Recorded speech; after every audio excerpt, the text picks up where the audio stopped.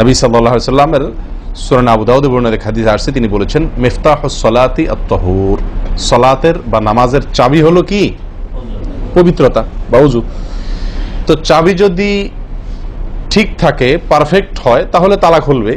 আর যদি চাবি পারফেক্ট না হয়, ঠিক না হয়, তাহলে সেক্ষেত্রে তালা খুলবে না।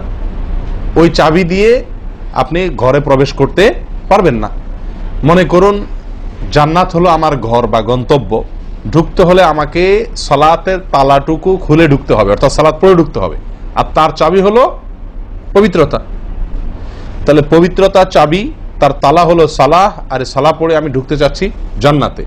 তাহলে আমার শেষ গন্তব্যে, অর্থাৎ আমি যে জায়গাটা যেতে চাচ্ছি সেই জায়গায় জান্নাতে যেতে হলে আমার সালাত ঠিক হতে হবে, আর সালাত ঠিক হতে হলে তার চাবি ঠিক থাকতে হবে। তালা ঠিক থাকতে হলে, তালা খুলতে হলে চাবি ঠিক থাকতে হবে।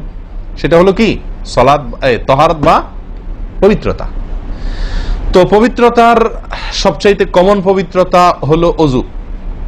এই ওযুর বিষয়ে আমাদের বেশ কিছু ত্রুটি, বেশ কিছু ভুল ভ্রান্তি হয়ে থাকে। ওযুর যে ভুলগুলো হয়তো আপনিও করেন, আমরাও করছি প্রতিনিয়ত, কিন্তু জানি না। তো সেগুলো নিয়ে আমরা সংক্ষেপে আলোচনা করব। নবী সাল্লাল্লাহু আলাইহি ওয়াসাল্লাম বুখারী মুসলিমের হাদিসে আসছে, তিনি বলেছেন লা তুকবালু সালাতুন বিগাইরি তাহুরিন, পবিত্রতা ছাড়া কোনো সালাত কবুল হবে না। কোন সালাত আল্লাহর কাছে অ্যাকসেপ্টেড, গ্রহণযোগ্য হবে না কি ছাড়া? তাহারাত ছাড়া, ওযু ছাড়া। অতএব এই ওযু এটা পূর্ণাঙ্গ হলে সালাত পূর্ণাঙ্গ হবে, সালাত পূর্ণাঙ্গ হলে জান্নাতে যাওয়া সহজ হবে ইনশাআল্লাহ।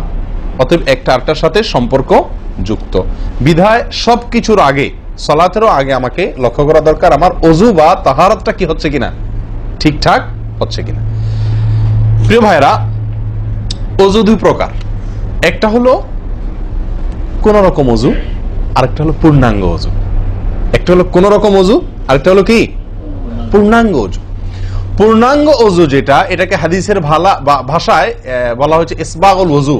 পূর্ণাঙ্গভাবে ওযু করা, এটাকে বলা হয়েছে ইসবাগুল ওযু, অর্থাৎ ওযুকে পরিপূর্ণভাবে করা। আরেকটা হলো যেন তেন ভাবে, কোন কোন রকম ভাবে ওযু সেরে ফেলা।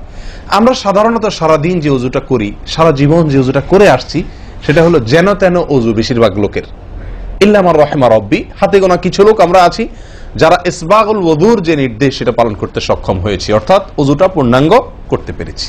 প্রিয় ভাই বন্ধুগণ, ইসবাগুল ওযু এর নির্দেশ নবী সাল্লাল্লাহু আলাইহি ওয়াসাল্লাম বিভিন্ন জায়গায় দিয়েছেন, বিভিন্ন জায়গায়, বহু হাদিসে আসছে তোমরা ওযুকে আসবিগুল ওযু, আসবিগুল ওযু, তোমরা ওযুকে পরিপূর্ণ করো, ওযুকে পূর্ণাঙ্গভাবে করো, সঠিকভাবে করো, যথাযথভাবে করো। তার মানে নবী সাল্লাল্লাহু আলাইহি ওয়াসাল্লাম জানতেন যে ওযুতে যথার্থতার খেলাফ প্রচুর পরিমাণে হয়ে থাকে, আর সেজন্য তিনি সাবধান করেছেন আসবিগুল ওযু, অর্থাৎ ওযুকে তোমরা পূর্ণাঙ্গভাবে করো, সুন্দরভাবে করো, যথার্থভাবে করো।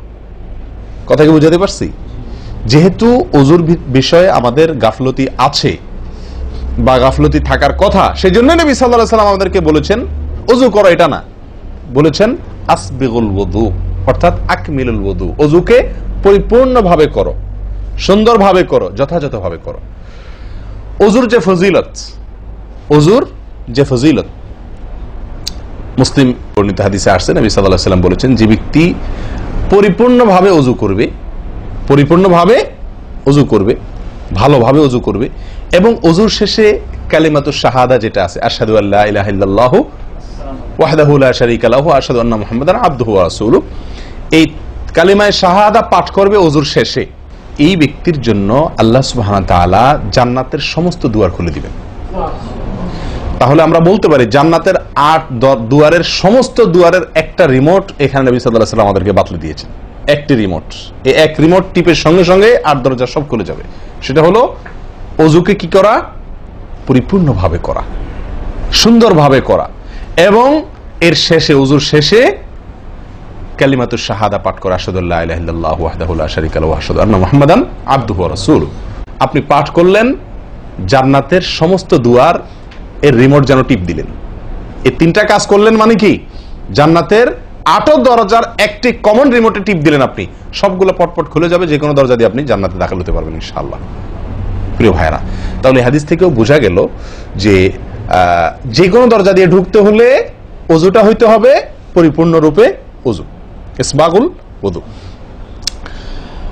অতএব ওযু আমার পরিপূর্ণ হচ্ছে কিনা এই বিষয়টা একটু যাচাই করা দরকার কি দরকার না? প্রিয় ভাইরা, নবী সাল্লাল্লাহু আলাইহি ওয়াসাল্লাম সূরা আবু দাউদের এক হাদিসে বলেছেন, ইন্নাহা লা তাতিম্মু সালাতু আহাদিকুম হাত্তা ইউসবিগাল ওযুআ কামা আমারাহুল্লাহ। তোমাদের কারোর সালাত ততক্ষণ পর্যন্ত পরিপূর্ণ হবে না, সালাত ততক্ষণ পর্যন্ত সুন্দর হবে না, পূর্ণাঙ্গ হবে না, সালাতে পূর্ণতা আসবে না যতক্ষণ না তোমরা ওযুকে ঠিক আল্লাহ যেভাবে করতে নির্দেশ করেছেন ওইভাবে পরিপূর্ণভাবে না করো। আল্লাহ সুবহানাহু ওয়া তাআলা যেভাবে ওযু করতে বলেছেন ওইভাবে পরিপূর্ণ রূপে ওযু না করা পর্যন্ত তোমাদের সালাত পূর্ণতা পাবে না। তাহলে সালাতের পূর্ণতা পাওয়ার জন্য ওযুটি হইতে হবে, ওযু না শুধু। আমরা জানি যে সালাতের জন্য ওযু করতে হয় না, ওযু করলেই শুধু সালাতের পূর্ণতা আসবে না, ওযুটা হইতে হবে আল্লাহ যেভাবে নির্দেশ করেছেন সেভাবে, যথাযথ উপায়ে এবং সঠিকভাবে। প্রিয় ভাইরা, এখন আসি আমরা ওযুতে কি ভুলগুলো আমাদের এমন হয় যেগুলো কারণে আমাদের ওযুর পূর্ণতা নষ্ট হতে পারে। তার ভিতরে এক নম্বরের ভুল হলো, যেটি আমাদের হয়ে থাকে ওযুর ক্ষেত্রে অনেকেরই, সেটা হলো বিসমিল্লাহ পাঠ না করা।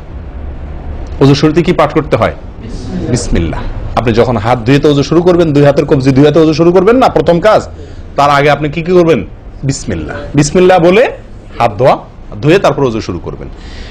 বহু লোক আছি আমরা ওযুখানায় ওই গল্প করতেছি, আড্ডা মারতেছি, কথাবার্তা বলতেছি, এই বলতে বলতে ওযু শুরু করে দিছি, তাহলে বিসমিল্লাহ কখন পড়তেছি? বিসমিল্লাহটা অনেক সময় অমনোযোগিতার কারণে, অবহেলার কারণে, অন্যমনস্কতার কারণে বিসমিল্লাহটা অনেক সময় আমরা বলতে ভুলে যাই। অথচ এই বিসমিল্লাহ পাঠ করা ওযু শুরুতে অনেক বিশেষজ্ঞ আলেমের মতে ফরজ। অনেকে বলেন বিসমিল্লাহ পাঠ না করলে ওযুই হবে না, আপনি যদি ভুলে বাদ দেন ওযু হলো না। যদিও সংখ্যাগরিষ্ঠ ওলামাদের মতে এটা না, তাদের মতে বিসমিল্লাহ পাঠ করা এটা ওযুর সুন্নাহ। এটা হলো ওযুর কি? সুন্নাহ। এটা আপনি যদি বিসমিল্লাহ বলে যদি ওযু শুরু করেন তাহলে ওযুটার ভিতরে পূর্ণাঙ্গতা আসলো। ওযুটার ভিতরে কি আসলো? পূর্ণাঙ্গতা আসলো। ওযুটার ভিতরে ওযুটা আপনার হৃষ্টপুষ্ট হলো। এই ওযুতে ইনশাআল্লাহ আপনার সালাত পূর্ণাঙ্গ হবে, যে সালাত আপনাকে জান্নাতে নিয়ে যাবে ইনশাআল্লাহ। তাহলে ওযুর শুরুতে একটা প্রাথমিক ভুল হলো বিসমিল্লাহ ভালো করে না পাঠ করা। নবী সাল্লাল্লাহু আলাইহি ওয়াসাল্লাম বলেছেন, ইবনে মাজাহ হাদিস, লা ওযুআ লিমান লাম ইয়াযকুর ইসমাল্লাহি আলাইহি। ওই ব্যক্তির ওযু হবে না, হাদিসটি সহিহ। নবী সাল্লাল্লাহু আলাইহি ওয়াসাল্লাম বলেছেন, ওই ব্যক্তির ওযু হবে না যে ব্যক্তি ওযুর শুরুতে আল্লাহর নাম নেয় নাই, বিসমিল্লাহ বলেনি। এখন ওযু হবে না বলা হয়েছে।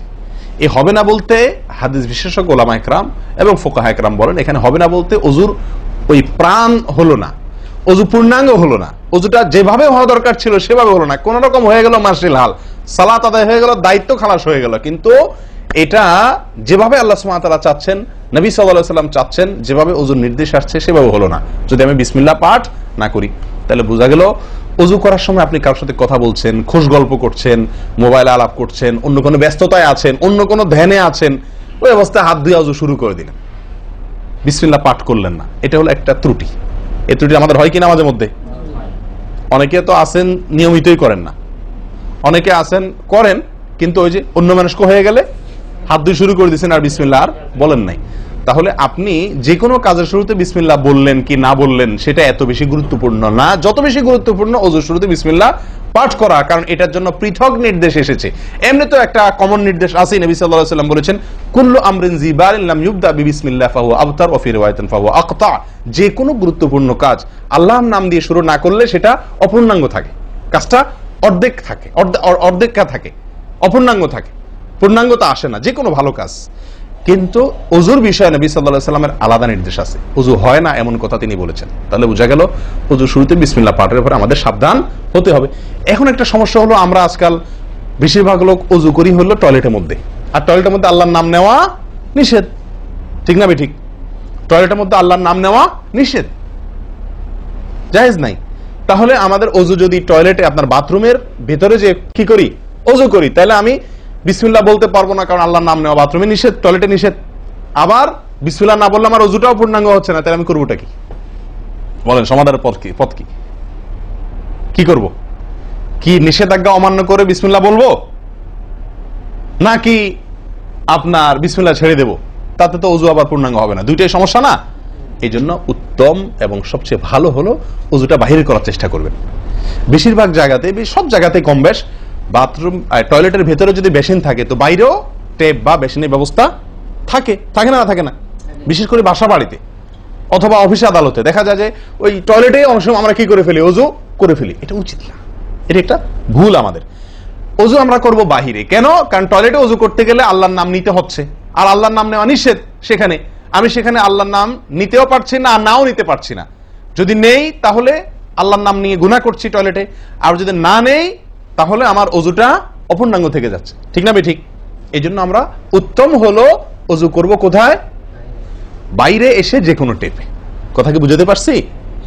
বাইরে এসে একান্ত যদি কখনো আপনি বাধ্য হয়ে যান, বাইরে ভিড় নাই, ব্যবস্থা, সেটা ভিন্ন কথা।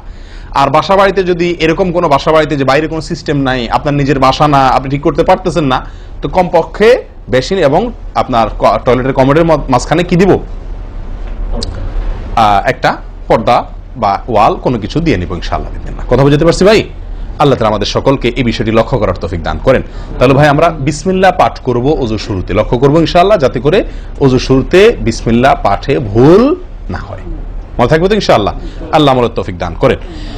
দ্বিতীয় যে ভুলটি হয় ভাই, 199 জনের বলবো, তার চেয়ে বেশি হতে পারে, হাজারের ভিতরে 10 জন মানুষের হয় কিনা আমার সন্দেহ আছে এই কাজটা সঠিকভাবে করতে পারি না। সেটা হলো ওযুর সময় মিসওয়াক করা। ওযুর সময় কি করা ভাই? মিসওয়াক করা। এটি এত গুরুত্বপূর্ণ সুন্নাত যে নবী সাল্লাল্লাহু আলাইহি ওয়াসাল্লাম বলেছেন, বুখারীর হাদিস, লাউলা আন আশুক্কা আলা উম্মতি লা আমারতুহুম বিসওয়াকি ইনদা কুল্লি ওযু। বুখারীর হাদিস। নবী সাল্লাল্লাহু আলাইহি ওয়াসাল্লাম বলেন, আমার উম্মতের জন্য যদি কঠিন না হতো, তাদের জন্য কষ্টের কারণ না হতো, তাহলে আমি তাদেরকে বাধ্যতামূলক করে দিতাম, ফরজ করে দিতাম কি? প্রত্যেক ওযুর সময় মিসওয়াক করা। প্রত্যেক ওযুর সময় মিসওয়াক করা, এটা বাধ্যতা করে দিতাম যদি তাদের কষ্টের কারণ। কারণ বাধ্যতামূলক করে দিলে তখন এটা তাদের জন্য, প্রতি ওয়াক্তে মিসওয়াক করাটা তাদের জন্য বাধ্যতামূলক হয়ে গেলে এটা ছাড়া ওযু হতো না, তখন তারা বিপদে পড়ে যেত, বেশি কষ্ট হয়ে যেত। ওযুতে যদি এখন মনে করেন 10টা 15টা 20টা ফরজ নবী সাল্লাল্লাহু আলাইহি ওয়াসাল্লাম ঠিক করে দিন, তাহলে 20টা 15টা 20টা 25টা ফরজ আদায় করে ওযু করা একটু কষ্ট হয়ে যেত না? 5 বার দৈনিক একটু আমাদের জন্য ঝামেলা হয়ে যেত কিনা? নবী সাল্লাল্লাহু আলাইহি ওয়াসাল্লাম সেদিকে লক্ষ্য করে আমাদেরকে কি করলেন না? সহজ করে দিলেন, অর্থাৎ ফরজ করলেন না। তার মানে কি করলেন? সুন্নাহ এর অন্তর্ভুক্ত করলেন। কিন্তু তার হাদিস থেকে, তার বক্তব্য থেকে বোঝা যায় যে ওযুর সময় মিসওয়াকের গুরুত্ব তার কাছে কত বেশি ছিল। নবী সাল্লাল্লাহু আলাইহি ওয়াসাল্লামের কাছে ওযুর সময় মিসওয়াক করার গুরুত্ব কত বেশি ছিল, সেটা এই হাদিস থেকে বোঝা যায় কি যায় না?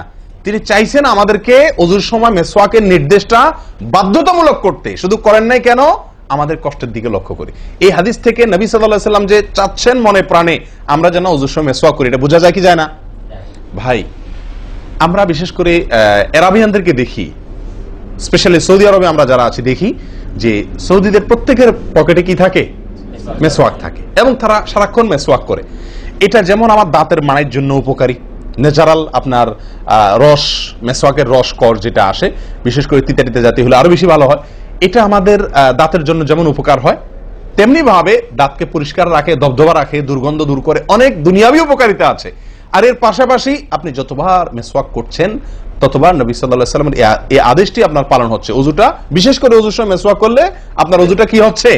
যেই ওযুতে তালা খুলবে সুন্দরভাবে এবং আপনি জান্নাত পর্যন্ত যেতে পারবেন, সে ওযু হবে যদি আপনি তাতে কি করতে পারেন? ওযুর মধ্যে সময় মিসওয়াক করতে পারেন। ভাই কার কার পকেটে মিসওয়াক আছে? আছে সাথে কারো? তো আপনারা আসার সময় আসছেন যে ওযু করেন নাই? কি বলেন? মিসওয়াক আছে কার কার? আলহামদুলিল্লাহ, একজন পাওয়া গেল। আর ভাই ওযুর সময় মিসওয়াক, এটি আমরা ছেড়ে দিয়েছি। এই আমলটা আমাদের মধ্যে নাই বললেই চলে। কি বলেন? এই আমলটাকে পুনর্জীবন দেওয়া যায় কি না? যায় না। অন্য কারোর জন্য না, আমার নিজের জন্য। আমি মিসওয়াক করব, তার উপকারিতা আমি নিজে পাবো, দুনিয়াতে পাবো, মানি ভালো থাকবে, মুখে দুর্গন্ধ দূর হবে, মুখ পরিচ্ছন্ন হবে।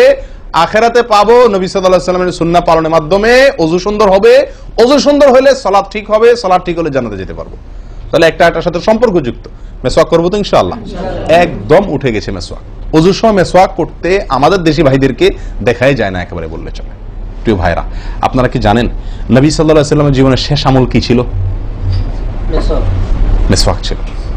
নবী করিম সাল্লাল্লাহু আলাইহি ওয়াসাল্লামের জীবনের শেষ আমল, যে আমলের পরে আর কোনো আমলের সুযোগ পান নাই, এই আমলের পরে তিনি দুনিয়া থেকে বিদায় নিয়ে গেছেন। তার জীবনের লাস্ট আমল কি ছিল? মিসওয়াক। তিনি আয়েশা রাদিয়াল্লাহু তাআলা আনহার কোলে মাথায় রেখে শুয়েছিলেন মৃত্যুর ঠিক আগ মুহূর্তে। শরীরে আর শক্তি ছিল না মেসওয়াক চিবানোর মতো, নতুন মেসওয়াক চিবায়া ওটাকে নরম করবেন এই শক্তিটা ছিল না। আল্লাহ রাসূল সাল্লাল্লাহু আলাইহি ওয়াসাল্লাম আয়েশা রাদিয়াল্লাহু তাআলা আনহাকে দিলেন, আয়েশা মেসওয়াকটা আমাকে একটু চাবায়া দাও। তিনি চাবায়া নরম করে দিলেন, এরপর নবী সাল্লাল্লাহু আলাইহি ওয়াসাল্লাম মেসওয়াকটা করলেন। বাস, এই মেসওয়াকের পরে তার মৃত্যু এবং এই মেসওয়াকের মাঝখানে আর কোনো আমল করার সুযোগ ছিল না। ভাই, কত গুরুত্বপূর্ণ আমল বোঝা উচিত।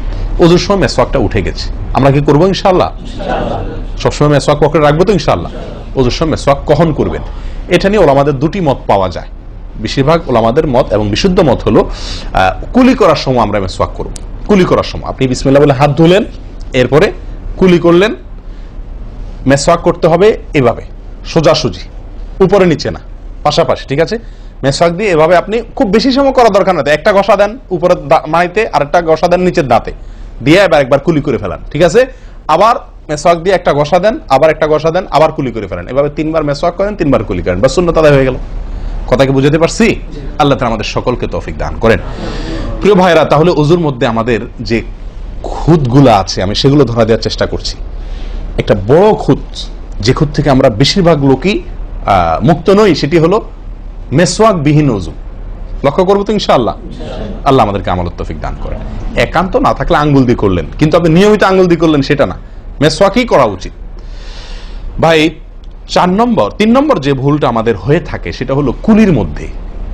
দেখেন, প্রত্যেকটা কাজেই কিন্তু আমি একটা একটা করে আপনার দেখাচ্ছি হুজুর, প্রত্যেকটা কাজে আমাদের ত্রুটিগুলো হয় কিভাবে দেখেন।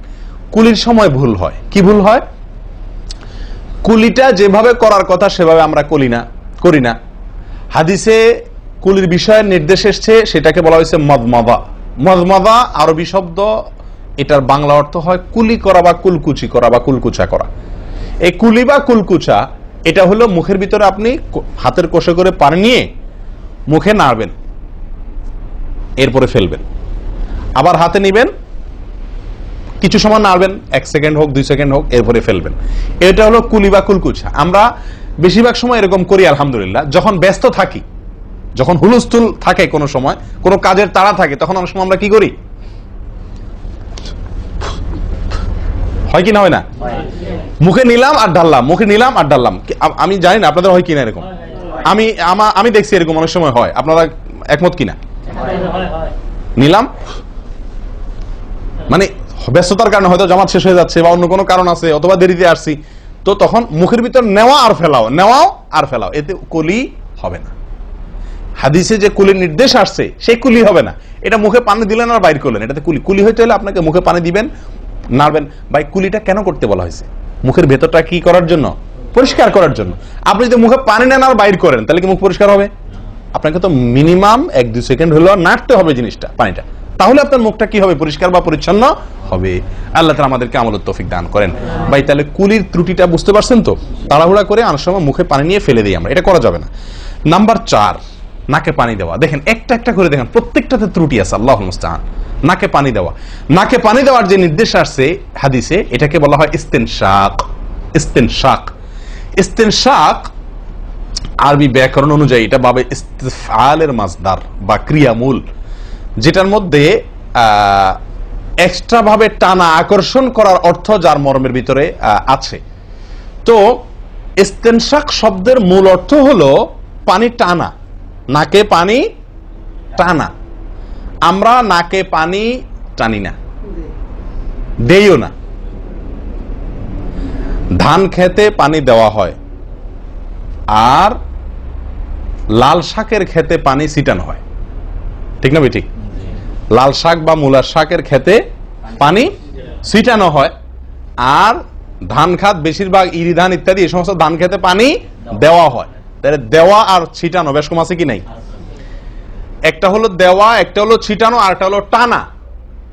টানা হলো এ ক্লাসের অজুতে নাকে পানি টানবেন, বি ক্লাসের অজুতে নাকে পানি দিবেন, থার্ড ক্লাসের অজুতে নাকে পানি ছিটাবেন। আমি কি বুঝাতে পারছি? তো আমরা বেশিরভাগ লোক থার্ড ক্লাসের অজু, সারা জীবন থার্ড ক্লাসের অজু করি। আপনি থার্ড ক্লাসের অজু করে আপনি জান্নাতে যাবেন? ফার্স্ট ক্লাসে থেকেও তো যাইতে কঠিন হয়ে যায়। আপনি থার্ড ক্লাসের অজু করে কিভাবে আপনি সালাতের খুলবেন, তালা খুলবেন, কিভাবে আপনি জান্নাতে যাবেন? অতএব ভাই, এই নাকে পানি দেওয়ার বিষয়ে সাবধান থাকতে হবে। দেখুন, নিয়ম হলো আপনি হাতের কোষে পানি নিয়ে নাকে ধরলেন, নাকে ধরে হালকা কি করবেন, টান দিবেন, হালকা টান দিবেন, হালকা টান, কারণ একটু জোরে টান হয়ে গেলে সেটা কি হয়ে যাবে, নাকের তালুতে উঠবে, আপনার কষ্টের কারণ হবে। শরীয়ত আপনাকে কষ্ট দিতে চায় না, শরীয়ত আপনাকে কষ্ট দিতে চায় না, আল্লাহ সুবহানাহু ওয়া তাআলা চান না আমরা কোনো কষ্টে নিপতিত হই। অতএব আমি এমন জোরে টান দেবো না যে নাকের তালুতে ওঠে, কিন্তু হালকা একটু টান দেবো যাতে করে অন্তত সামান্য একটু ভেতরে পানিটা যায়। নাকে পানি দেওয়ার উদ্দেশ্য আর কুলি করার উদ্দেশ্য এক। নাকে পানি দেওয়ার উদ্দেশ্য হলো নাকের ভেতরের যে ময়লাগুলা, ধারে কাছে যে ময়লাগুলো আছে, এগুলো যেন পরিষ্কার হয়ে যায়, আল্লাহর দরবারে দাঁড়াবো পরিচ্ছন্ন হয়ে, পবিত্র হয়ে। হ্যাঁ, এই জন্য নাকে পানি দেওয়ার নির্দেশ আছে। এখন আপনি যদি নাকে পানি কোষ নিয়ে ধরে একটু হালকা টান দেন, তাহলে ভিতরে কিছুটা পানি যাবে কি যাবে না,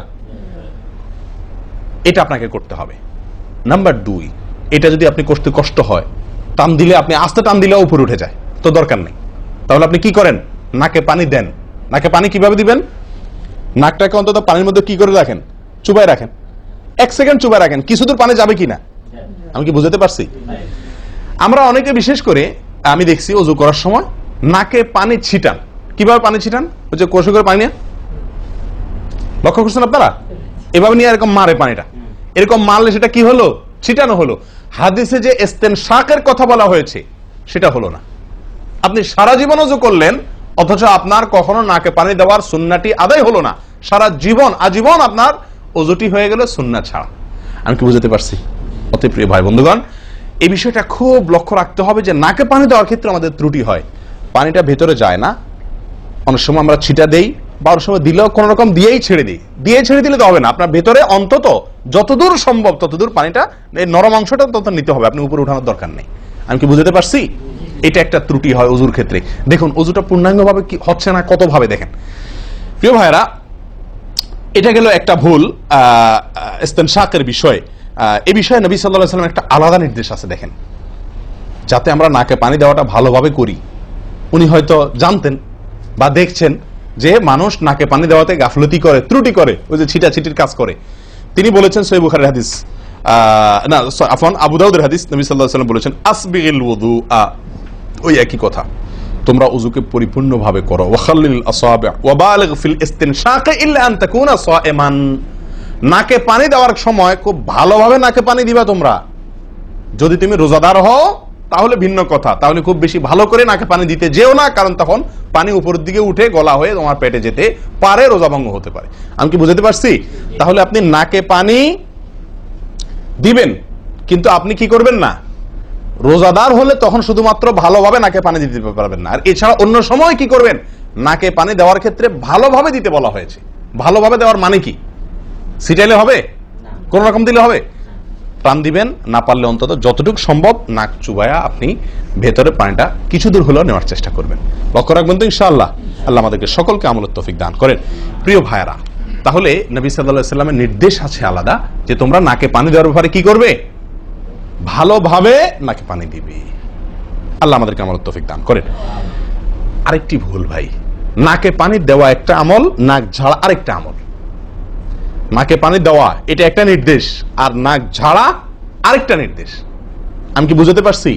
কুলি করা একটা আমল, হাত ধোয়া একটা আমল, হাতের কবজি পর্যন্ত 2 হাতের বিসমিল্লাহ বলা, তারপর তো এটা আছেই। এরপরে মেসওয়াক করা একটা আমল, কুলি করা আরেকটা সুন্নাহ, কুলির পরে নাকে পানি দেওয়া বা নাক দেওয়া পানি টানা আরেকটা আমল, এরপরে নাক ঝাড়া আরেকটা আমল। আমি কি বুঝাতে পারছি? নাক ঝাড়া এটাকে বলা হয় হাদিসের ভাষা ইস্তিনসার, ইস্তিনসার, ঝাড়া। এই নাক ঝাড়ার ক্ষেত্রে বিরাট ভুল হয় ভাই। ভুল, সবচেয়ে বড় ভুল তো এটা যে নাক ঝাড়াটা অনেকে ঝাড়েই না, ওই যে ছিটায় দেয় বশেষ। নাক ঝাড়াটা ঝাড়তে হয় এটা অনেকে জানেনই না, করেনই না এটা। আবার অনেকে করেন তো মাঝে মধ্যে করেন, কিন্তু নাক ঝাড়াটা করা উচিত। যতবার নাক দিয়ে টান দিলেন না, এরপরে হালকা আঙ্গুল দিয়ে চাপ দিয়ে আপনি ওইটাকে প্রেসার দিয়ে নাকটা পরিষ্কার করবেন। কথা কি বুঝাতে পারছি? আবার নাকে পানি দিলেন, আবার পরিষ্কার করলেন, আবার নাকে পানি দিলেন, আবার পরিষ্কার করবেন।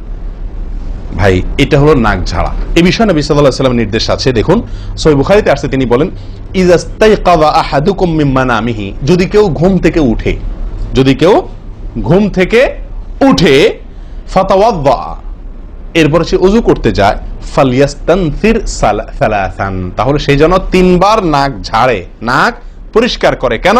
ফাইন্নাশ শাইতানা ইয়াবিতু আলা খাইশুমিহি, কারণ নাকের যে বাঁশি উপরের ছিদ্র, এই জায়গাটায় শয়তান রাত্রি যাপন করে।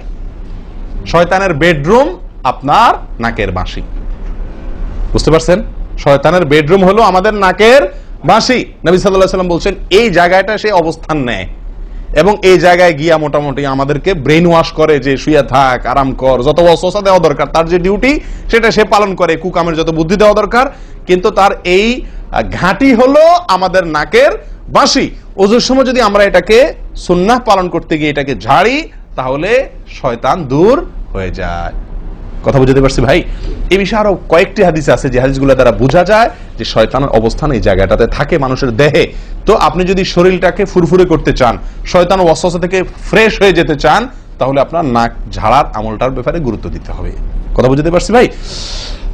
তাহলে উলামায়ে কেরাম বলেন এই হাদিসে তো ঘুম থেকে উঠে ওযু করার ক্ষেত্রে বলা হয়েছে, তো এর মানে শুধু ঘুমের জন্যই এটা খাস নয়, ঘুম থেকে উঠে আপনি ওযু করলে সে ওযুতে এটা বেশি গুরুত্বপূর্ণ, কিন্তু অন্য সকল ওযুতেই বিষয়টি আমলযোগ্য বা সুন্নাহ।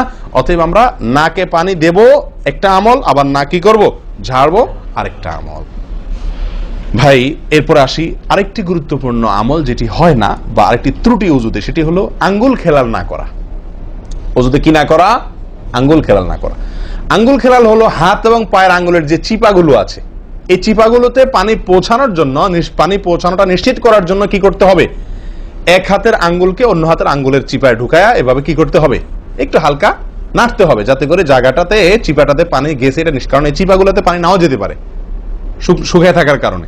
তা আপনি যদি একটু না দেন পানির ভিজা আঙ্গুল দিয়া, তাহলে ইনশাআল্লাহ ওখানে পানি পৌঁছানোটা মোটামুটি নিশ্চিত হয়ে যাবে। ঠিক না? ঠিক।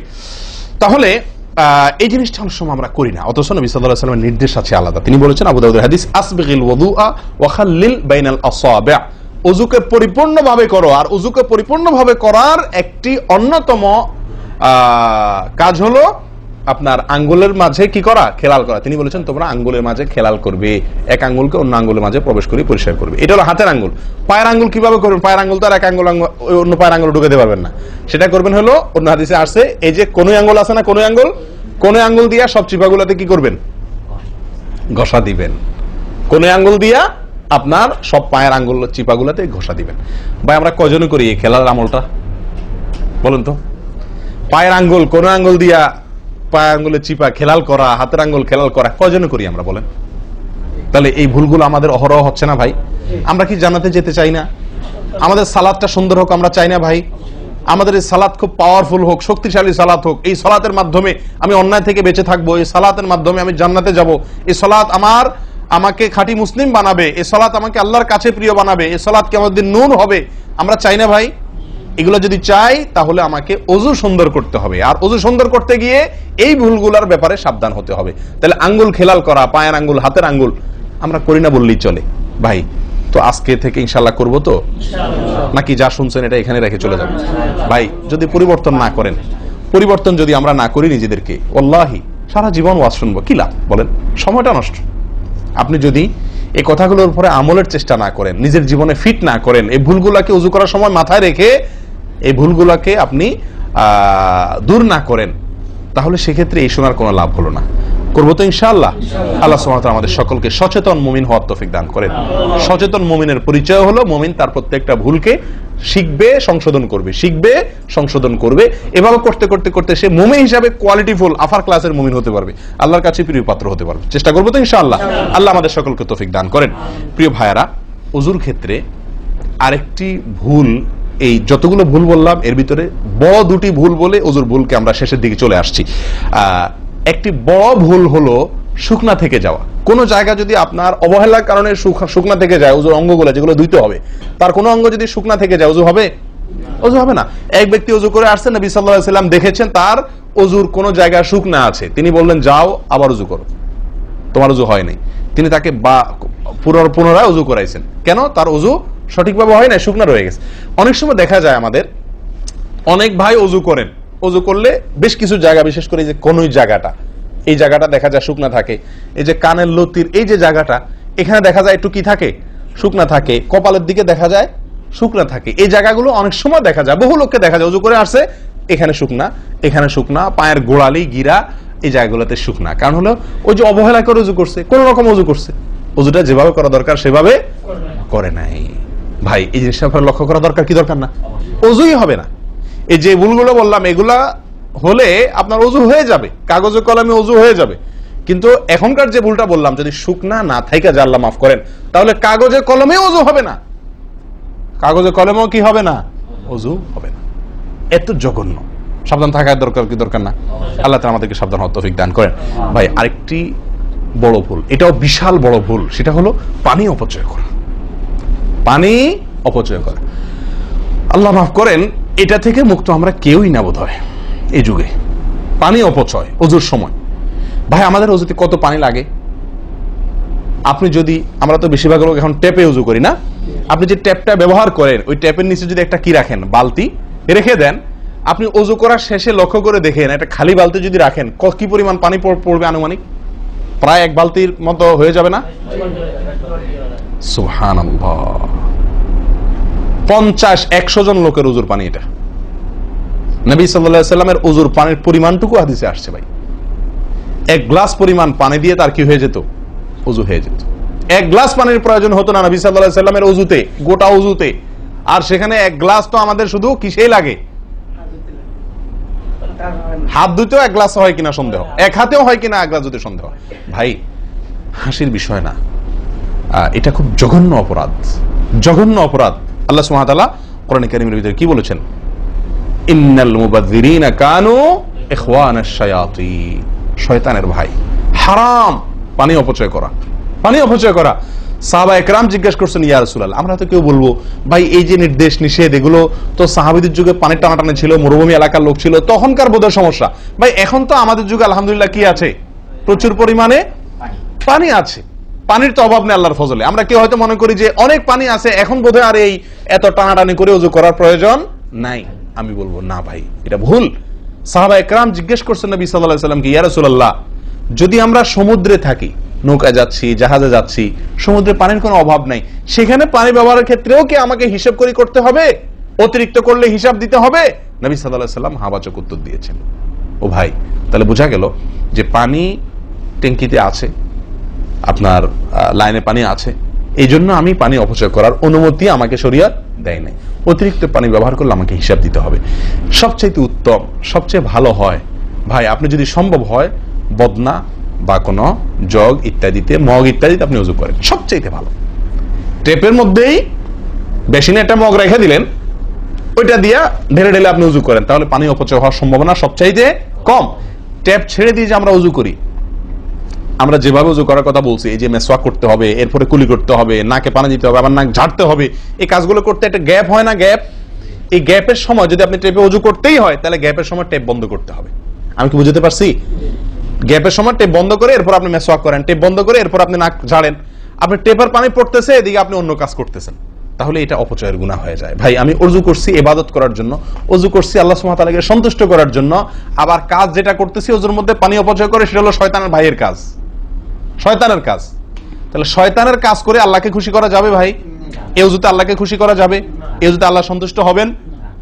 ওযু করলে নবী সাল্লাল্লাহু আলাইহি ওয়াসাল্লাম বলেছেন, দিনে 5 বার ওযু করলে, একটা মানুষ 5 বার গোসল করলে যেরকম তার শরীরে ময়লা থাকে না, একটা মানুষ দিনে 5 বার 5 ওয়াক্ত সালাতের জন্য ওযু করলে ওই লোকের অন্তরে বা ওই লোকের ভিতরে গুনাহ থাকে না, আল্লাহ তাকে গুনাহ থেকে পরিচ্ছন্ন করে দেন, পবিত্র করে দেন, ধুয়ে পরিষ্কার করে দেন 5 বার ওযু করার মাধ্যমে। ও ভাই, ওযু আমাকে পরিষ্কার করে দিবে, আমাকে পবিত্র করে দিবে, আমাকে পরিচ্ছন্ন করে দিবে, আমাকে সাফ করে দিবে। কখন? যদি ওযুটা আমি সুন্দরভাবে করি। আমার ওযুতে যদি এত বড় ভুল হয় যে পানি অপচয় করে আমি হারামে লিপ্ত হই, গুনাহে লিপ্ত হই, তাহলে আমার সে ওযু আমাকে পরিচ্ছন্ন করবে না, পবিত্র করবে না, সুন্দর করবে না, আল্লাহকে সন্তুষ্ট করা যাবে না। প্রিয় ভাইরা, আমি আবারও বলছি, এই ভুল থেকে আমরা কেউ মুক্ত নই। আল্লাহ মাফ করুক, ইল্লা মান রাহিমা রব্বি, হাতে গোনা 2-1 ছাড়া আমরা কেউ মুক্ত নই ভাই।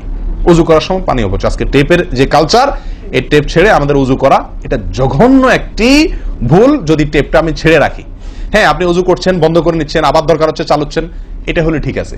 আপনি যদি এটা করতে যান পাবলিক অজুখানাতে হয়তো পিছন থেকে কেউ আপনাকে তাড়া মারবে, আরে ভাই তাড়াতাড়ি করেন, দেরি করতেছেন, মারুক ভাই তাড়া, সে তাড়া মারুক, কিন্তু আপনার অজুটা কি করতে হবে? আপনাকে কোয়ালিটিফুল অজু করতে হবে। আল্লাহ তাআলা আমাদেরকে সেই অজু করার তৌফিক দান করেন। অজুর ক্ষেত্রে আরেকটা ভুল হলো ভাই,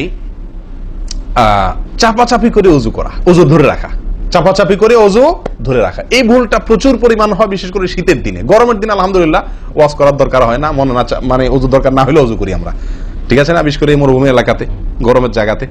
কিন্তু শীতের দিন আসলে সুবহানাল্লাহ, আসরের অজুতে চেষ্টা করি টেনে টুনে আসা পর্যন্ত নিয়ে যাওয়ার জন্য, ঠিক না ঠিক? একটা চেষ্টা থাকে যে আসরের অজুতে মাগরিব গেছে, যেহেতু পেশাবের বেগ আছে, বায়ুর বেগ আছে, বাথরুমের বেগ আছে, তো একটু চাইপা চুপা যদি ধরে রাখতে পারে, এসাটা হয়ে গেলে এসা বলো তার অজু করা লাগলো না, খালাস, অজু করাতে বেঁচে গেলাম ঠান্ডার দিনে, ঠিক না ঠিক? এই অলসতাটা আমরা অনেকে করি কি করি না? এটা উচিত না। অজুর ক্ষেত্রে এটা একটা বড় ভুল। প্রথম কথা হলো, আপনি যদি পেশাবের বেগ থাকে, বায়ুর বেগ থাকে, আপনি সালাতে দাঁড়ালে সালাতে মনোযোগ সেভাবে হবে না। সালাতে যেরকম মনোযোগ দরকার, আল্লাহর সঙ্গে আপনার যেটা মানে বান্দার সঙ্গে গোলামের যে একটা বিনয় প্রকাশের ব্যাপার আছে, সেটা হবে না যদি আপনার কি থাকে, অজুর মধ্যে ওই প্রেসার থাকে, পেশাব বা পায়খানার বেগ থাকে। ভাই মানুষ যে কোনো কাজেই, ভালো কাজ মনোযোগ দিয়ে করতে হলে পেশাব পায়খানার বেগ থাকলে করা যায়? তাহলে আপনার সালাতের ভিতরে খুশু খুশু কিভাবে আসবে? আপনার সালাত, যে সালাত আপনাকে সফলতা এনে দিবে, যে সালাত আপনাকে জান্নাত পর্যন্ত নিয়ে যাবে, সেই সালাতের জন্য তো খুশু খুশু দরকার, আপনার মনোযোগ দরকার, আপনার স্থিরতা দরকার। স্থিরতা তো আসবে না যদি আপনার মন থাকে টয়লেটে। আপনি আছেন মসজিদে, দেহ আছে মসজিদে, মনটা আছে টয়লেটে, তাহলে তো সালাত পূর্ণাঙ্গ হবে না।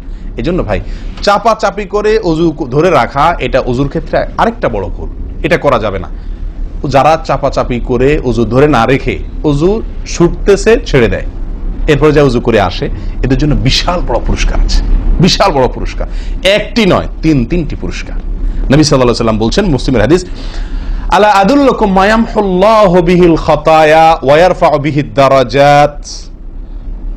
নবী সাল্লাল্লাহু আলাইহি ওয়াসাল্লাম বলেন যে, আমি কি তোমাদেরকে বলে দিব না যে কোন আমলটি মানুষকে তার ভুল ত্রুটিগুলো আল্লাহ তাআলা মাফ করে দেন এবং আল্লাহর কাছে তার মর্যাদা, গ্রেড বাড়তে থাকে, ইমানদার হিসাবে তার গ্রেড বাড়ে এবং আল্লাহ ভুল ত্রুটি মাফ করেন। কোন আমলের মাধ্যমে? তোমাদের কি বলে দিব না? সাহাবা ইকরাম বলেন, বালা ইয়া রাসূলুল্লাহ, হ্যাঁ ইয়া রাসূলুল্লাহ, আপনি